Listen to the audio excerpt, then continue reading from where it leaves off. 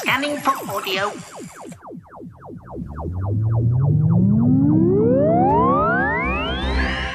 Diddle-dum, diddle-dum, diddle-dum, diddle-dum, diddle-dum, diddle-dum, diddle-dum, diddle-dum, diddle-dum, diddle-dum, diddle-dum. It's Doctor Who. Diddle-dum, diddle-dum, diddle-dum, here comes Doctor Who and the TARDIS. Diddle-dum, diddle-dum, diddle-dum, diddle-dum, diddle-dum, diddle-dum, dum, diddle-dum.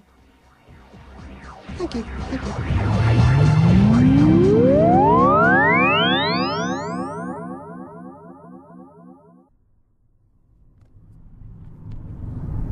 Welcome to possibly my third attempt to record this week's Tin Dog podcast. Thanks to the amazing gift of corrupt files and an inability to edit properly, I'm left recording this, Tin Dog podcast number 96.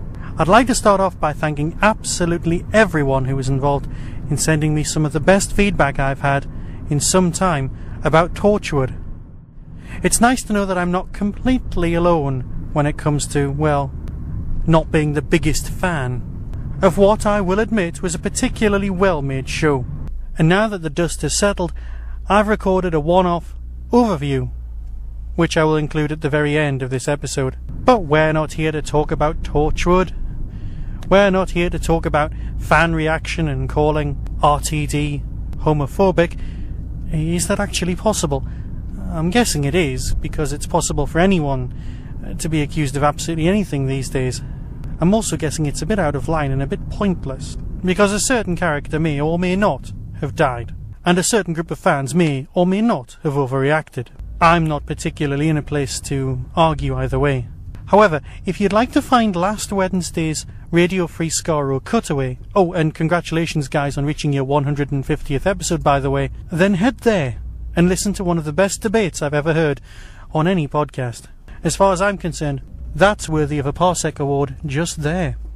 The rest of this week's Torchwood news consists, well, of a thing that hasn't really been given a name yet, but I'd like to call it Lidstergate, where the writer of Torchwood, not actually the episode that was to blame, Joe Lidster, was singled out by a large group of online fandoms, so large that I'd rather not be associated with them that much, and they had such a go at the guy that he's actually decided to walk away from the internet and put up a massive statement online. I'll post the statement as part of the show notes on www.tin-dog.co.uk if you want to read them, but basically Joe wasn't impressed, and I don't think anyone else really would be either. But enough Children of Earth nonsense. You can hear the review at the end. No, let's talk about something much more impressive. Let's talk about Doctor Who.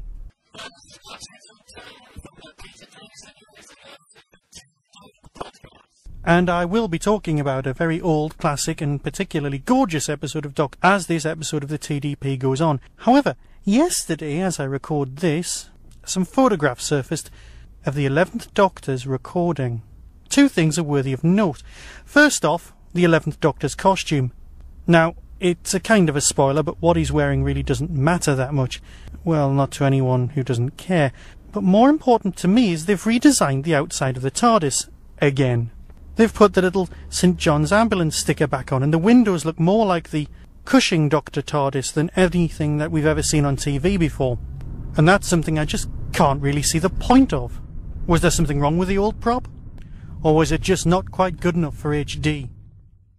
As well as the redesigned TARDIS, the Doctor's costumes also come in for, well, I can only call it criticism. We've not seen him in it, but we have seen this photograph. Point number one. When he got the part, everyone was going on about how doctorish his hair was. So obviously the first thing they've done is get a haircut. Yeah, I can't quite see the logic to that either, but let's leave that. Because the thing I have an issue with, and the thing a lot of people have an issue with, is he's wearing a bow tie. Please, like the second Doctor's hat, let's have that only last a week or two, shall we? I made it a rule as a child, never trust a man in a bow tie. I've lived my life by that, and it served me well. I know the second Doctor had that, but it gets worse. There's a tweed jacket, But beyond the tweed jacket is what I can only describe as a geography teacher's elbow patch. 2 of them, located, rather surprisingly, on his elbows. There are boots, there are trousers, there's costume of plenty. But why can't the guy change his costume? There is a TARDIS wardrobe after all. Or is it just to provide us with action figure fodder? Okay, the guy's a hero to us, but like a superhero, does he have to have the same costume all the time? And of course, in yet more news, it's just been announced that there definitely won't be a Doctor Who movie. That was what was predicted by most fans to happen at Comic-Con. Now, I'm a little bit surprised by this, but to be honest, a little bit relieved as well. Yeah, it's a good idea when we all want to see it on the big screen. Many of us, adore the Peter Cushing films. But the film would come out while the 11th Doctor was in place, and it was meant to be starring, according to fan rumour, David Tennant, the 10th Doctor. Well, wouldn't that kind of diminish everything? Also, for me, Doctor Who belongs on the small screen. Yeah, that's just me being pedantic. Me? Pedantic? Leave it. Enough rambling, and you know me, I very rarely talk about the news. Let's talk about something of actual importance. The Black Guardian box set. If you fail me again, I shall destroy you.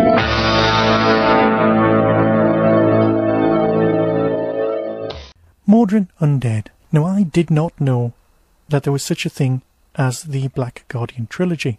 Like most people, I just assumed that there was some sort of long narrative, and it wasn't until I discovered this box set was coming out that it dawned on me that, yes, I suppose you could class it as a trilogy, on the grounds that the Black Guardian turns up in one episode, tries again in the second episode, and in the third episode something else happens. And by episode, of course, I mean story. You know all this already, it's fine. So what's it all about? Well, story-wise, it's probably best if I just read something straight from one of my reference books. The TARDIS materialises on board a space liner to find its occupants doomed to live in a state of perpetual regeneration. While on Earth, the Doctor and his companions are split between 1977 and 1983, with 2 different brigadiers in a strange schoolboy called Turlough. That's it. It's all you really need to know. And as you know, it's the Black Guardian box set, so the chances are the Black Guardian may or may not turn up in this story. Just for reference, he does. Yeah, moving on. It comes as a surprise to me that they really considered introducing Turlough at all. They'd spent so long, after all, trying to get rid of, well, Adric. The full TARDIS has been talked about here and on other podcasts as well. Some people like the idea of many, many companions all hanging around with the Doctor, and for some others it kind of drags the narrative back. The classic storyline of the Doctor and the companions getting split up is of course fine, because you've got the Doctor and Turlough here, or the Doctor and the Brigadier, we'll get back to that in a moment, and of course Nyssa and the lovely Tegan. So everybody gets to be split nicely down the middle, have 2 narratives happening at once, and the storyline can evolve from there. Perfectly acceptable, except for that whole set in 1977 and 1983 thing. You see, this is where the whole unit dating breaks down. Now, I know I've talked about unit dating far too much in the past, but here is the bugbear. This is the story that really messes on everybody. This is the very story that messes up continuity for so many fans. The whole, did the Pertwee stories happen in the 80s as was predicted, or was it the 70s? Yes, I know it's been discussed ad infinitum, and there is no precise answer. But on the audio commentary, we have Mr. Courtney's thoughts on this very matter. But the thing is about the old stories I did with John Pertwee, all were supposed to start in 1982. The later 80s, I mean, but people have mentioned that, but it doesn't matter. No, ask him in with Dr. Runciman. And when it comes down to it, that's all you need. Yeah, the Brigadier might have retired 5 years before he even joined UNIT, but let that go. You see, the real problem for this storyline is that it wasn't originally supposed to have the Brigadier in it at all. It was originally written for William Russell, the guy who'd played Ian Chesterfield, for the first Doctor. And of course, being a teacher, it wasn't much of a stretch of the imagination that he would end up in a school. But of course, William Russell wasn't available. He had other acting commitments. Then the script was changed over rather quickly to contain yet another old companion. You have to remember, this is the 5th Doctor's time, and it was bringing people back left, right and centre. And so Ian Marter, the guy who played Harry Sullivan, smashing chap, was quickly written in, and then when it was discovered he couldn't actually help out, he was quickly written out, and finally replaced by our Brigadier. Our Brigadier, who now, in 1983, where this story opens, has had a bit of a breakdown because of something that happened in the late 70s. And of course, the something that happened in the late 70s actually happens in this story. The problem with this story for a lot of people, and it's twofold, is that the villains aren't really villains. They're people who've been messed about by the Time Lords, and as there isn't somebody trying to take over the universe or kill everyone or other some such nonsense, the final episode does have a fairly dull feel to it. Yeah, there are important moments like us finally realising, us, the audience, being made aware that this is truly the Fifth Doctor. It's actually mentioned, it's referred to for possibly the first time, his actual fifth incarnation, thus disappointing all of those Brain of Morbius fans. Again, the whole 13 lives, 12 regenerations thing is driven home, and yes, that will probably be ignored in, I'm guessing 3 years' time? It's one of those rare Doctor Who stories that actually uses time travel as a theme rather than just as mode to get you into the storyline. But by far the thing people have the most problems with is Turlough. Mark Strickson's acting is very good. He does have a specific style. I don't think there's a single scene where he isn't buttoning up or unbuttoning his coat, rolling his shirts up, or just desperately trying to find something to do with his hands. But his performance is particularly good here. No, the problem with Turlough is that he has one motivation. Well, early on anyway. And that's to kill the Doctor. And the problem with a character who's quite intelligent and trying to kill the Doctor is he can't manage it. So what you have to do as a writer is lock him away or have him taken out of the storyline or have him knocked unconscious for most of the narrative, or just have him in another room. You see, the writers were given a one-line brief by JNT. He wants a young male companion, public school boy, is an alien, and he's trying to kill the Doctor. That's it. These days you would get an entire book dedicated to the character's background and life story and all that. No. This was the 80s. Just go off and do something good. And they do. They did. It's not the most riveting of stories, and some of the effects work are quite shoddy, which brings me to the best DVD feature I can possibly say. Here we are presented with new CGI. Now, I know a lot of you out there, and me to some extent, think that Doctor Who should be preserved in its, original form. And of course that's here. But do me a favour, watch this programme with the new effects. There's only a handful of scenes that have been altered or changed, just like the other two discs.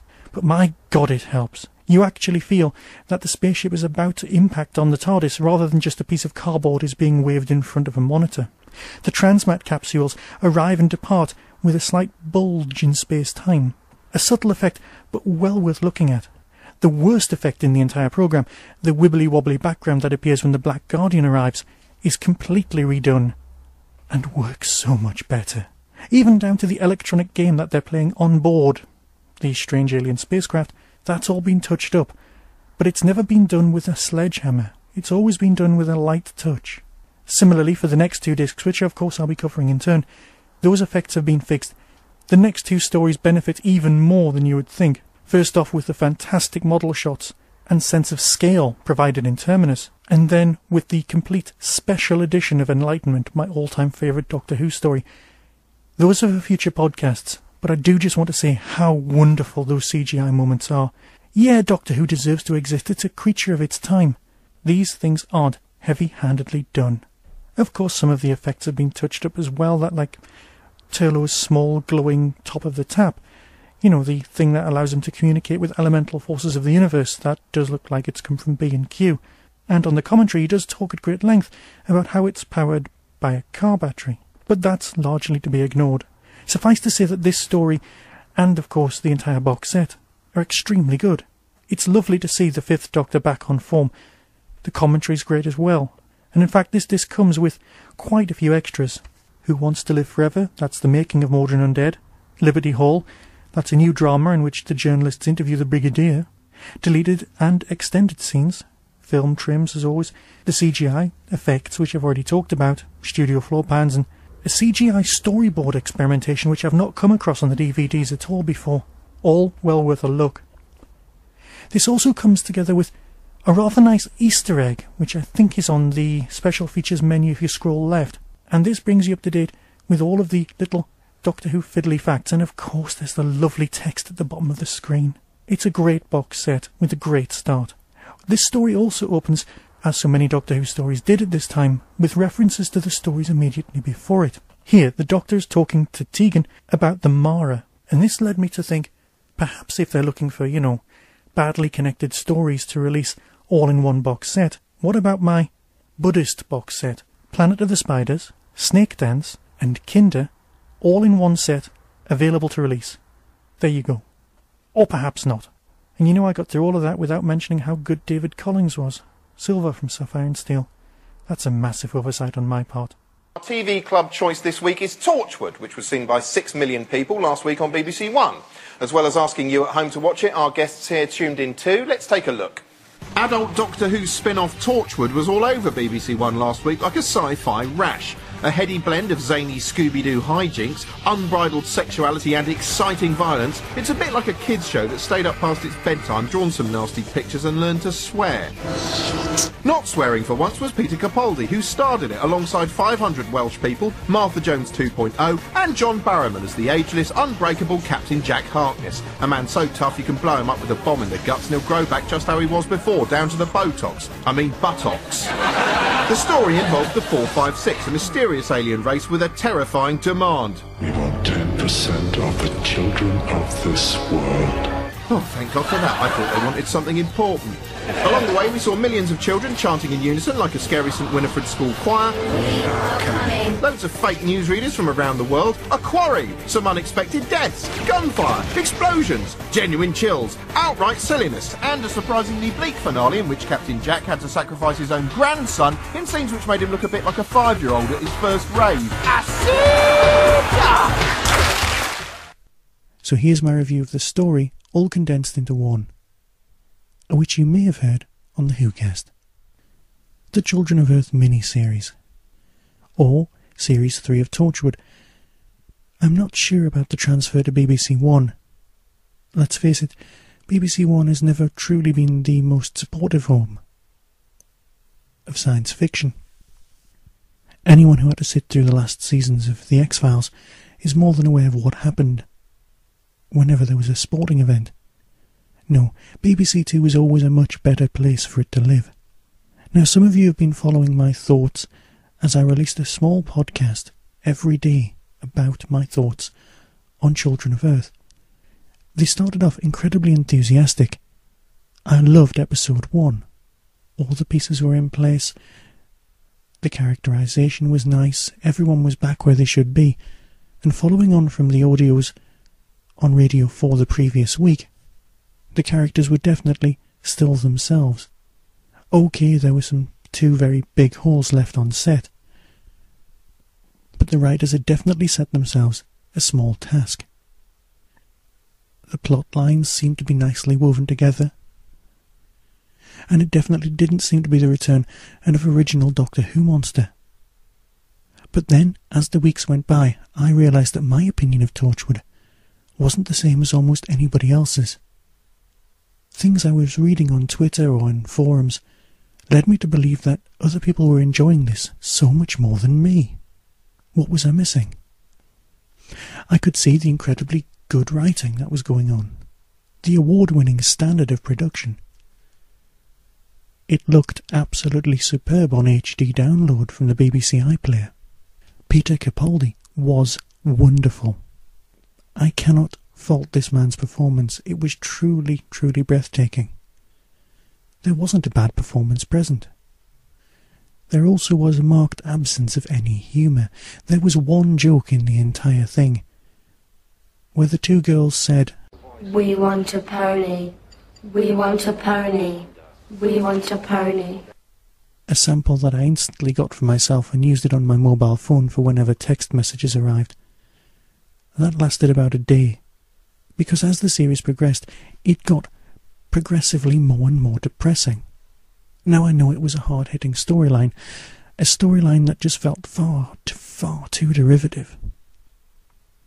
It was Children of the Damned, the unison talking. It was Independence Day, the thing behind the smoke throwing things against the glass, What was with the vomiting alien? Can you seriously tell me that a race would evolve that communicates through vomit? The overall storyline had the feel of Childhood's End by Arthur C. Clarke. But most of all, the storyline that was homaged the most, was the last Quatermass, the one that was made by ITV with John Mills. The one where teenagers all gather, start communicating in unison, and then are universally kidnapped and sucked up by aliens who are all after their hormones. Yeah, does any of this sound ridiculously familiar? But as someone said on the SFX forum, if you're watching Torchwood to find out how they defeat the aliens, you're missing the point. Well, I missed the point.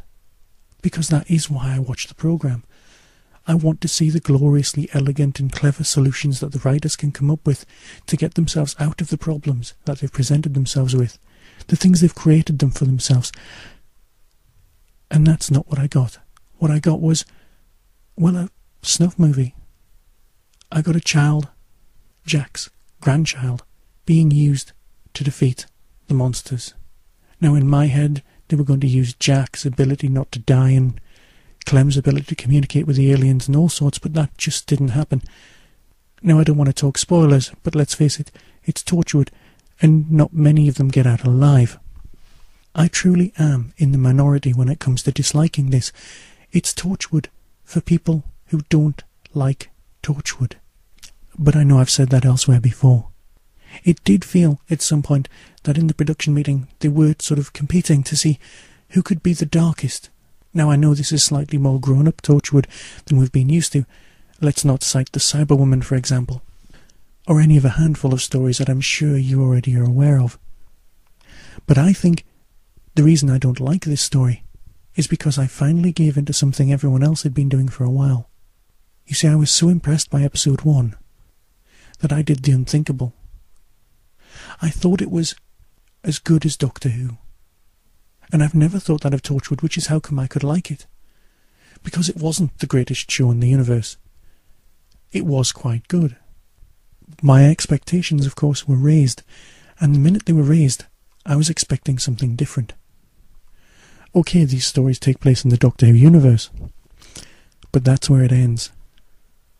I should not have allowed myself to compare it with Doctor Who. There's always going to be things you find disappointing. The introduction of extra family members, like Jack's family or Yanto's family, felt very much like the inclusion of Rose's family in Doctor Who Series 1, or whatever the Eccleston's series is called these days. Basically, it felt like padding, when what was actually happening was some characters who might as well have been wearing red jumpers were involved. Hi, you've not met me before, but here's a child. I wonder if this will be connected with the plot at some point. Hello, we've never ever mentioned these other members of family before, but let's put them in here now, and film it on an estate. I know the reason they had to lose the car was so that Torchwood would be systematically removed from their things of power. I understand why everything was done. The laws of narrative also state, give the audience what they want, but not necessarily how they were expecting it. And I know for a fact that many, many people were very, very depressed after the end of the episode. It touched them all, deeply and emotionally, which is a good thing when it comes to sci-fi drama, and a rare thing indeed. It's also worthy to note, and I'll leave it at this point because I've rambled far, far too much, that after I watched the last episode, to cheer myself up, I had to watch a John Pertwee episode of Doctor Who. I chose the Sea Devils, and I mentioned this on Twitter, and other people came back. They'd also decided to fall back on some other Doctor Whos to cheer themselves up, and almost universally, it was a Pertwee thing. Is it because Pertwee was the closest to this? There were invasions of Earth and London time and time again during Pertwee's time, and the Doctor turned up and just solved them. Can you imagine this storyline, but with the Doctor? It would have lasted one episode. Pertwee would have just gone, "Get off my land," and the aliens would have gone. Unless, of course, they were being helped by the Master. Stories that just never happened. The only thing that the DVD has over an ordinary release is the inclusion of the Torchwood Declassified, a sort of Doctor Who Confidential. which at the time of recording this was never actually shown on the TV. Enjoy. And so I'll end this Tin Dog podcast and fade away until next time, where of course I'll be discussing the much underrated Terminus, the one with the very odd dog creature, but it's by Stephen Gallagher, so hurrah!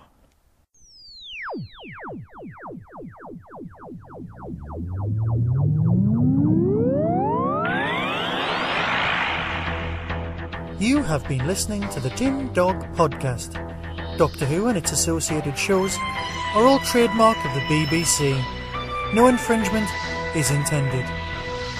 Contact us at tin-dog@hotmail.co.uk.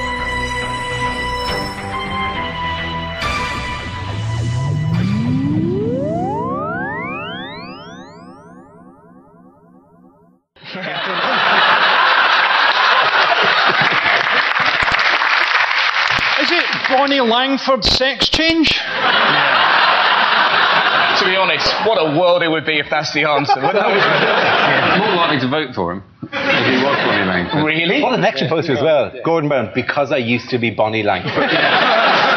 If you don't vote for me, I'll scream and scream and scream. See?